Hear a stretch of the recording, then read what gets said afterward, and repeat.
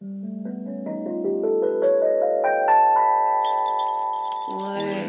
off to Ingrid Moon to follow Mr. Spoon. Ingrid Moon, Ingrid Moon, Ingrid Moon. We're off to Ingrid Moon to follow Mr. Spoon. Ingrid Moon, Ingrid Moon, Ingrid Moon, Ingrid Moon. It was Wednesday afternoon, the day before Ingrid's birthday. Ingrid was just visiting her borrower friends in their new home under her floorboards. It had been some time since her last visit, as she had run out of shrinkage tea, and Dr. Small had been away on holiday. Ingrid was pleased to say they had settled in. Homily had been making the Haman cake Ingrid had shown her, adding in extra ingredients specific to the borrower's diet. Pod was full of his usual hilarious stories. However, the conversation took a more serious tone when Pod explained he was feeling anxious. The mineral jar was looking low in supply. The only method of stocking up on such minerals was to retrieve them yourself from the ash of a newly erupted volcano. Stated Ingrid. The only volcano due to erupt soon was in Iceland. That was a bit far for the borrowers to travel. I know, proclaimed Ingrid.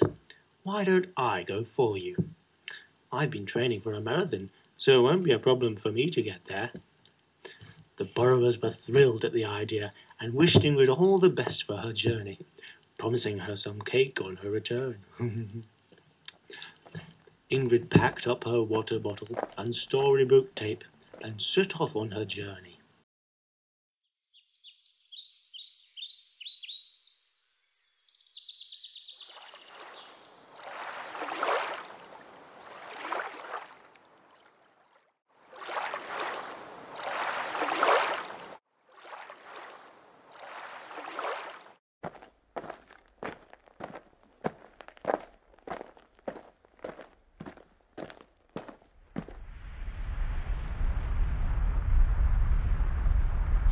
Ingrid bravely caught the minerals from the volcano. She secured the lid on the jar and carefully put the jar in her backpack. Retracing her steps, Ingrid began her jog home. As she followed the path around the bend, she stopped dead, aghast. She did not dare move an inch, but just looking straight back at the moose in front of her. As she gathered her breath, slowly but surely she backed herself around the bend. Once clear of the bloodthirsty killer beast, she made haste in the opposite direction. It was getting late now. There must be another route back home, Ingrid thought. Hi, Björk, Ingrid said. Does this path lead to Fenellen?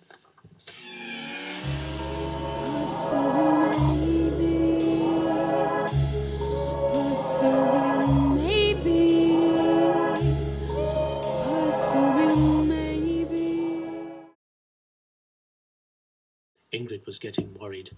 Night time had arrived. Ingrid spotted Mary Poppins across the road. Hi, Mary, Ingrid said. May I have a lift home? Absolutely, cried Mary. And a relieved Ingrid glided back to Kirkwall with Mary.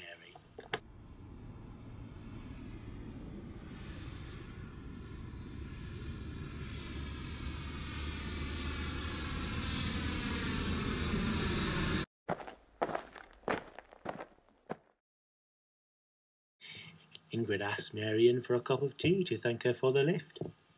Mary accepted, and they entered Fenellen to find all of Ingrid's friends and family there to wish her a happy birthday.